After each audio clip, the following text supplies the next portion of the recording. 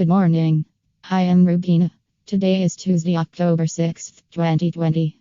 Mike Pompeo in Japan for Quad meeting to counter China. US Secretary of State Mike Pompeo is meeting his counterparts from Australia, India, and Japan in Tokyo to discuss how to counter China. The Quad meeting comes as all four countries seek to form a front against an increasingly assertive China. Before he left the US, Mr. Pompeo said the meeting was something we've been working on for a long time. Bilateral ties between the US and China have in recent months plummeted to their lowest point in decades. This has led Washington to boost cooperation with regional allies. The Quad group, represented by Japan's Toshimitsu Motegi, Australia's Maris Payne, and India's Subramaniam Jaishankar, is expected to discuss issues including the coronavirus pandemic and cybersecurity. Looking forward to discussing increased cooperation to promote our shared vision for a free and open Indo-Pacific, composed of nations that are independent, strong, and prosperous, Mr. Pompeo tweeted on departure.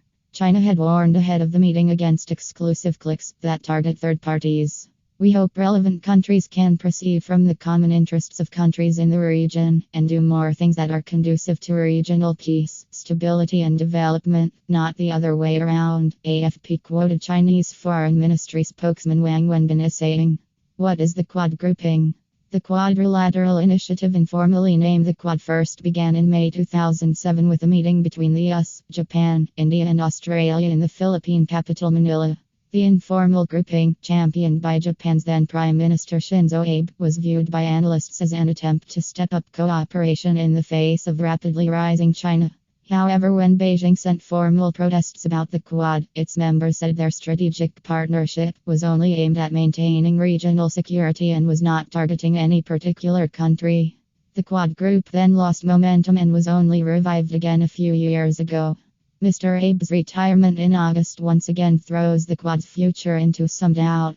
Mr. Abe was replaced by Yoshida Suga, and questions remain over whether the new Japanese Prime Minister will show the same enthusiasm for the strategic grouping.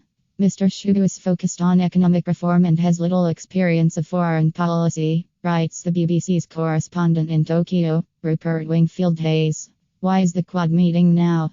This latest meeting comes at a time when the US, India, and Australia have all seen growing tensions in their relations with China. Since 2018, the US and China have been locked in a bitter trade war, and in recent months they have clashed over multiple issues including espionage arrests, the coronavirus pandemic, and revoked Chinese student visas. Australian ties with China have also been deteriorating.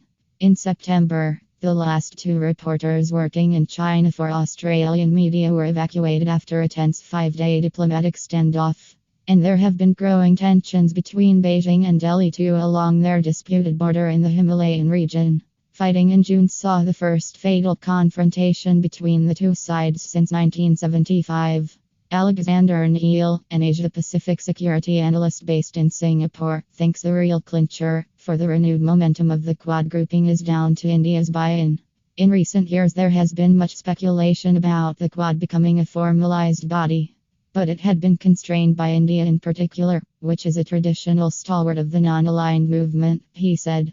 The US, on the other hand, has been very consistent with its messaging under President Donald Trump, he added. It has said coercive actions by China would not only result in its self-isolation but would prompt like-minded friends and allies to coalesce together. The Quad is a manifestation of this. Mr. Neil expects Beijing will accuse the US of containment and Cold War mentality, and of building alliances to suppress China's rightful rise. Japan's new Prime Minister Yoshihide Suga is thought to face a more delicate balancing act. Tokyo has seen a steady improvement of ties with Beijing while it also maintains close relationships with the US, India, and Australia.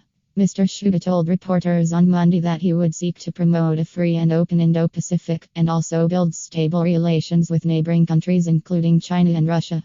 Thanks for watching TV Kabar News Studio.